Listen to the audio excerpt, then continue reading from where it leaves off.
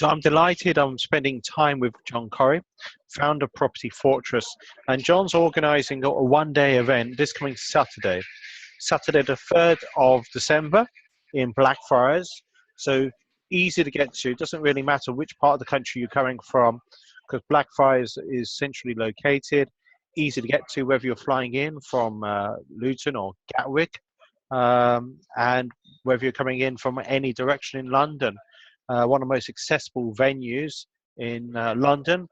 John Corrie has a number of guest speakers.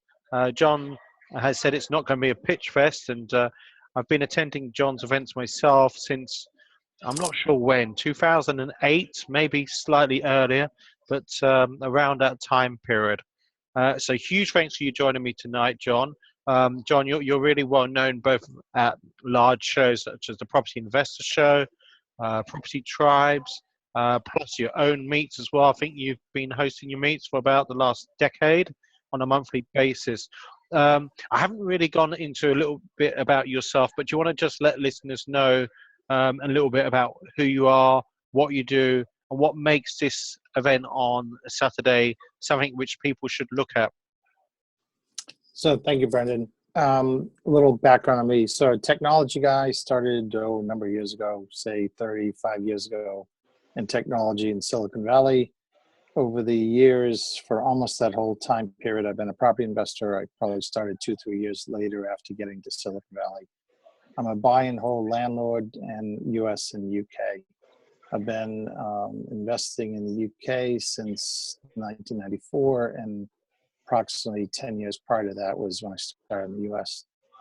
So the career transition is basically coming out of technology into essentially being a buy and hold landlord, simple buy-to-lets, tend to buy and hold for long term. They don't refinance that often. So like the benefits of the long-term hold strategy, you don't have to keep reinventing the business if you keep hanging on to the assets you've purchased. So I've built up a definite portfolio over the years, and without even really trying very hard, the equity tends to accumulate if you hold it. And John, one of the key things, which is what you say in your introductions often, is that your properties across 11 different time zones, all the way from Hawaii to Bradford. So you understand both the US and UK market. I would expect, but not exclusively, most of the people becoming this coming Saturday, 3rd of December, will be focused more on the UK side, possibly London, but maybe also outside of London as well. And you've got a number of different guest speakers, Stuart Melody, Thomas, I will get his name slightly wrong, but Escoban, and EJ Deroy. What would they be offering, John? So you said it's not going to be a pitch fest as such.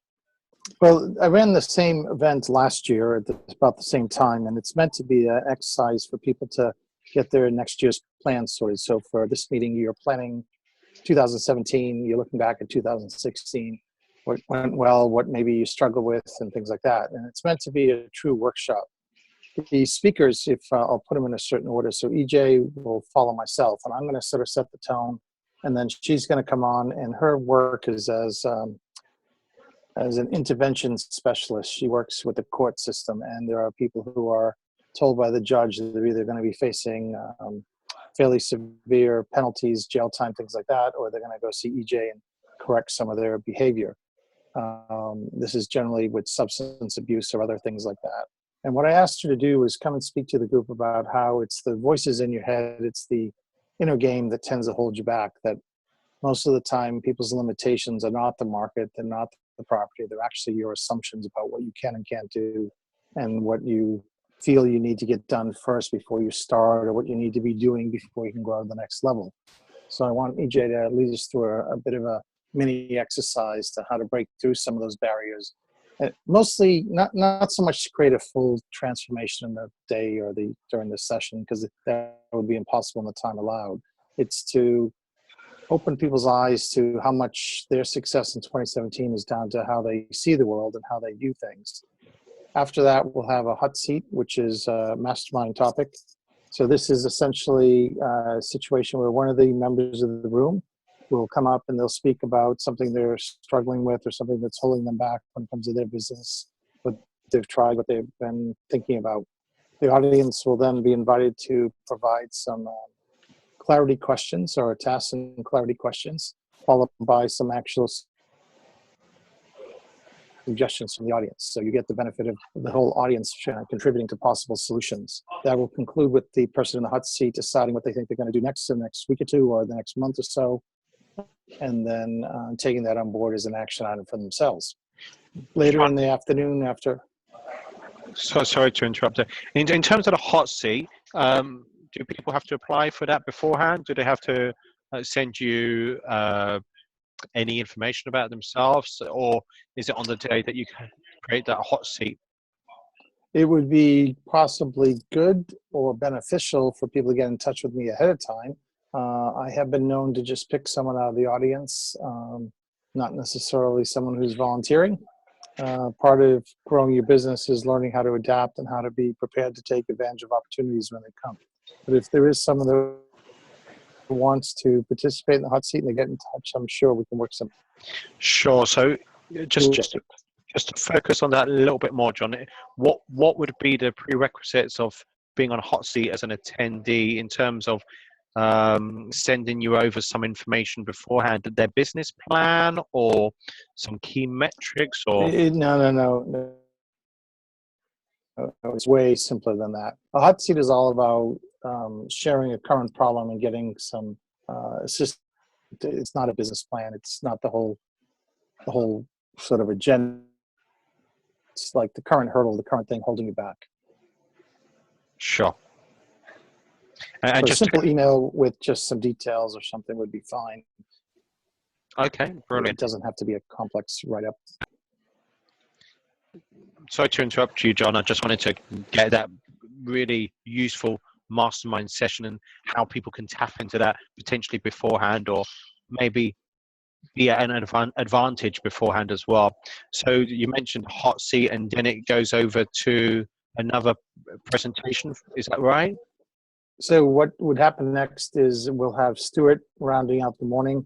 Stuart's going to talk about, are you investor ready? Basically, the key information for how to raise money from other investors, which a lot of times has to do with getting yourself ready, understanding how to have conversations with people, and raising your profile in an intelligent way so that you're attracting the money you need for your... Sure. And Stuart's got a huge background in property, over 30 plus years. What personally... Sorry, John? John, sorry, were you saying something? Oh, John, are you still there? Okay. I was saying what really impressed me with Stuart this morning, both when I did the interview plus did some research, is who's in his team. So I don't know if you're aware, but he has Rohan Courtney. I don't know if you've come across Rohan Courtney, but he's been awarded the Order of British Empire. So that's one of the 3 key people in Stuart's company. So amazing guy, Stuart Melody. So sorry to interrupt you, John. That's fine. So yeah, Stuart does have a long background, and he's got a particularly good way of sharing how to become investor ready through paying attention to how you talk to investors and understanding what's going on in their world. But I'll leave that to him. After Stuart was essentially on the agenda, will be a break for lunch. We are meeting in a private room in a pub, so some people will just get a hot meal, others will run out for a sandwich, and then we'll regroup. Once we regroup, I'll lead a little mini session on recovering from lunch, essentially, but it's a mini session on recapping what we did in the morning. Then we'll have Thomas. Thomas is going to speak about his process for due diligence. Thomas comes from Bain Capital Private Equity, and he's particularly good at quickly assimilating a situation, getting to 90% confidence on what the important facts are in the situation, so that you can quickly either know that you want to move forward, or know that you can't move forward, or understand what it is that's blocking it, so then you can figure out what you need to correct. And in particular, he's been using that methodology with raising money for a couple deals he's put together that are in the Bristol area.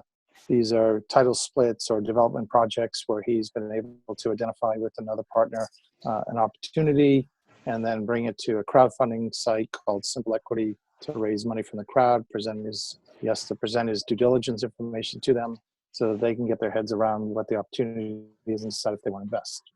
Any questions on that, Brendan?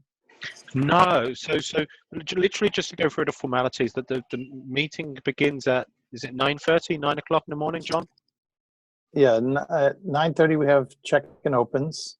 10 o'clock we start, where it's a Saturday. I didn't want to make it too early. We'll have the sessions in the morning, then lunch around 1:30, something like that. We'll have the afternoon. Thomas will present. We'll also do another hot seat in the afternoon. Then I'll have essentially a final workshop session where people are going to be working on what is their draft plan for 2017. I want to emphasize it's draft, that this is an opportunity to start to get some meat on the bones, but it probably won't be the last time you work on it before 2016 ends. We'll finish promptly at 5. There's some people going off to an awards dinner that evening, so I wanted to make sure we're done by 5 o'clock so they can go put their sort of party clothes on or whatever they're going to wear for the semi-formal to formal event, and then they're off and running. And a few of us who won't be attending that might be hanging out afterwards to continue to sort of spend money at the bar. John, just to clarify in terms of ticketing, so am I right in saying there's two major options? There's option A and option B, and option A is for the day event, and option B is if you want to go for the dinner the night before. There is, that's correct. Okay, so the dinner, in terms of finding out where that will be shared once someone's booked a ticket and you send the details over. Is that? Yeah, there's essentially the general admission tickets, and they're 147, and then there's the 197 for the VIP tickets, which gets them essentially an opportunity to go to dinner with a few of us the night before. We'll adjust exactly where we go based on who's attending, some logistics of food requirements depending who it is, but essentially there's those two ticket options. John, now for some people, the 3rd of December may not necessarily work for them. That doesn't mean they can't link up with you at some point. I don't think you're doing any actual live streaming of the event on the 3rd of December. Is that correct? There's not live streaming as such. There's no intention to live stream it or to share it live on the day.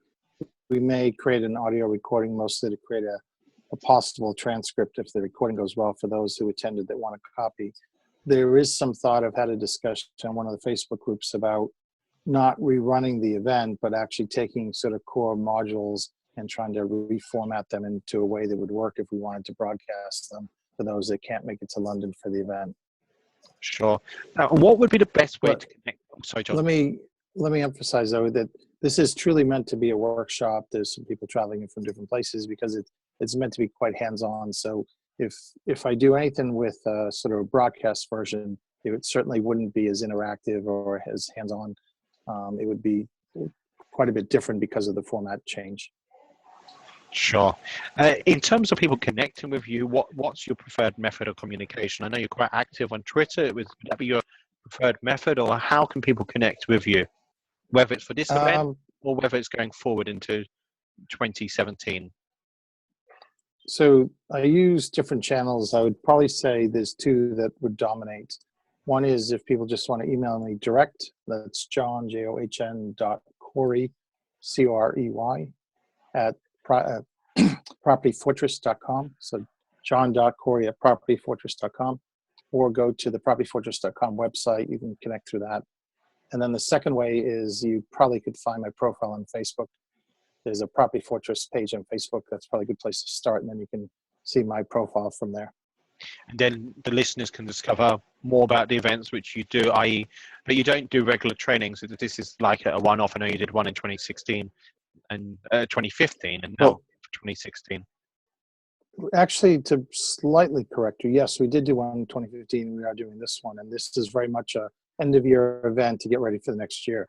Part of this exercise is also my business plan is Property Fortress, and the guy driving that is to create a plan, well, not probably, to create a plan for 2017, which includes more training opportunities particularly for those that aren't in London. So delivering it electronically so that people can get the knowledge they want to obtain at price points that make sense and on their schedule or their timeframes. Sure. So I know there's been a little bit of loss of signal on this interview. All I say is apologies to the listeners. Thank you for staying to the end or towards the end, because we are wrapping up this short synopsis. I'm sure, John, at some point I will have an opportunity, hopefully, to have a much more detailed interview with you, whether it's using this platform or whether it's using Facebook Live. But just want to say huge thanks to John Corrie, who's hosting, as you heard, a fantastic event coming up on Saturday the 3rd of December, yards away from Blackfriars Station, with an amazing lineup, particularly, as I say, not just those speakers, guest speakers, but John himself, who's will make sure that it's going to be as interactive as possible.